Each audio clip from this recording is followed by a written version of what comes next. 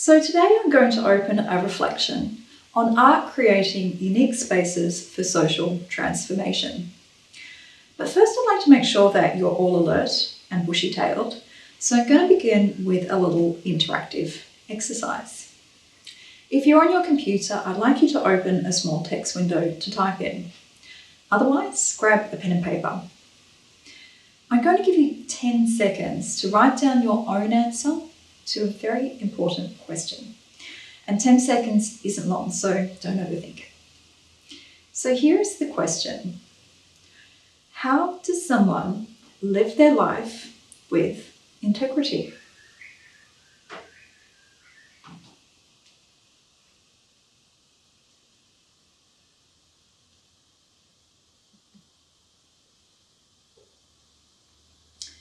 So that's 10 seconds. Have you ever been asked that question before? Or have you asked yourself that question? Well, earlier this year, pre-social distancing, I traversed the Sunshine Coast in Queensland on a search for integrity.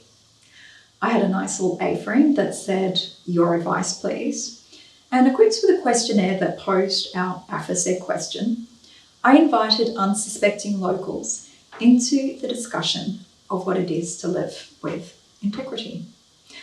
I stood outside a library, at the markets, in front of a hospital, and in a most illuminating experience, I joined a community dinner where I had the privilege of asking homeless and socially disadvantaged individuals for their advice on living with integrity. So each answer to this question is individual, but there are three main ideals that become the most apparent. Respect for others, living sustainably, being true to who you are. Now, once someone has filled out the questionnaire and they take a moment to reassess their work, they're presented with a personal paradox. Because now that they have defined what it is to live with integrity, they become compelled to ask themselves, is this how I live my own life? And that's the fundamental outcome of this process. Not whether the answer is right or wrong, but that people are inspired to think about how they live their own lives. The seed of self-reflection is planted, and an opportunity emerges for that person to disengage from the autopilot of everyday life and self-evolve. And this is what I call a space for transformation. And as a socially engaged artist and activist, I've been creating these spaces for transformation through my projects for the past 10 years. I have constructed a clinical waiting room in a gallery to frame a reflection on obsessive self-betterment and superficial human perfection. I invited people to make babies, of the sculptural kind, to open a space for reflection on the social expectations of starting a family. In Germany, I converted an old factory into a space that immersed the viewer in the natural landscape of Lake Wyber in Queensland. And this was to gain support for a community in their fight against a massive urban development. And we won, by the way. So as my practice progressed, I was also philosophically evolving behind the scenes. I committed to living more sustainably and with deeper consideration to the people and creatures I share the world with. But I found that I was constantly being steered back in the direction of passive consumerism and being more self-involved. And this inspired me to start deeply questioning the influence and agendas of the systems around me, particularly those of mass consumerism. The paradigm of consumerism is very much about the self before the community. It also likes to distract from the human and ecological repercussions of mass production through a spectacle of media that appeals to our desires. But it also does something that severely affects our outlook on life. Can you think what that might be? What I found is that consumerism perpetuates our need to consume, leaving us feeling like we never have enough. And this chronic dissatisfaction ultimately leads to a state of disillusionment. You could say that 2020 is the year of disillusionment, but this perplexing state of mind has actually been growing for quite a while. Even before COVID, like many people, you may have already found yourself feeling isolated.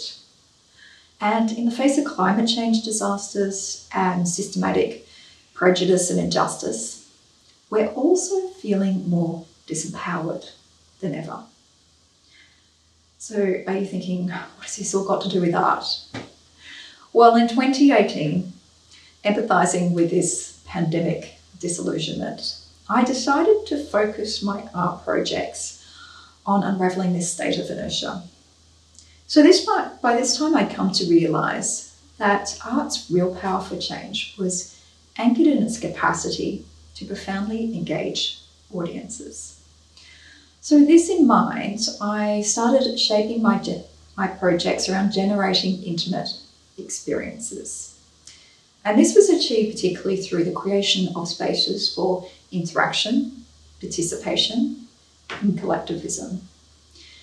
I wanted these experiences to touch on the sublime, the transcendent, and to be natally existential. I also wanted to reconnect people with humanity and nature so that they might view caring for the world to be a right rather than a burden. And just as vitally, I wanted to liberate people from consumeristic programming and empower them to create change within their everyday life. So the framework that I invented for this social transformation was a creative project called the League for Human Integrity. Integrity's motto is ideological reinvention in the age of mass consumerism. A mouthful, I know, but integrity has a lot to achieve. Through the Integrity Project, I hold workshops where participants come together to brainstorm and reflect on our contemporary world. They identify global issues and the impacts of their daily actions. At the end of the workshops, each participant then draws on these revelations to design their own ideology. This ideology will guide them in living more autonomously and with a greater feeling of purpose in life. This process is actually easier than you might think. And participants have come back to me saying that it profoundly brought more meaning and direction to their life experiences. Of course, attending workshops for ideological reinvention is not for everyone. I also aspire to engage large and varied audiences in a reconnection to humanity and nature. And I do this through Integrity's more tangible modes like exhibitions and performances. So during these events, the audience is invited to take part in a ritual to materialise the worldwide web of humanity. In these rituals, everyone comes together around a centre point and places their hands on the shoulders of those closest to them, creating a web-like pattern. I then guide them through a visualisation where they imagine a thread connecting them to all the other people in the space. Then follows these threads out of the space where they connect us to the people in the streets and houses across the country and to every other person around the globe. This web of humanity connects all people equally, and it represents this connection as kinship.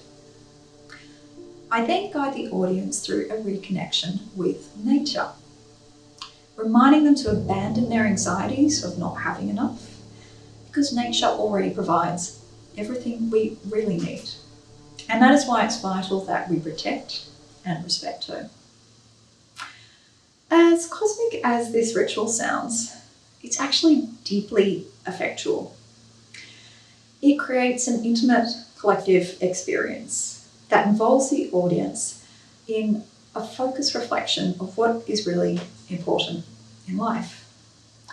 And this process of self-awareness and reflection is at the core of my projects. Because maybe the greatest thing that we can realize in life is that everything we do affects the world around us. Just by realizing this and making changes in your everyday life is actually an act of self-empowerment. But there's also the strength you find in being part of a community. Find the people on the same journey as you, and together you can share your discoveries and support each other. So how do you find this community? Well, we have one here right now. We might be all in different places, different locations, and maybe even different times. But we are all sharing this space with our minds and our hearts. We're all filling this space with our aspirations for a better world. And we're all here to enrich our knowledge and expand our thinking on how we might achieve that better world. In a moment, this talk will come to an end, but the space for transformation that has emerged from it will still be open for you to connect with your new community. So earlier, I asked you to write down your thoughts on living with integrity. When I leave you, I would like you to post those thoughts on the internet with the hashtag #IntegrityEpiphanies.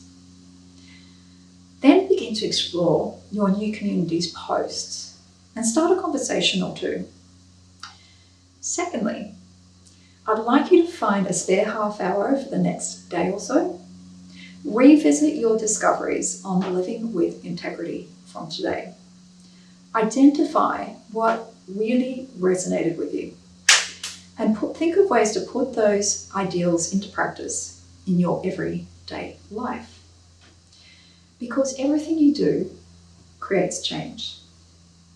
You just have to ask yourself what kind of change you want to bring to the world. Thank you for joining me in this space for transformation.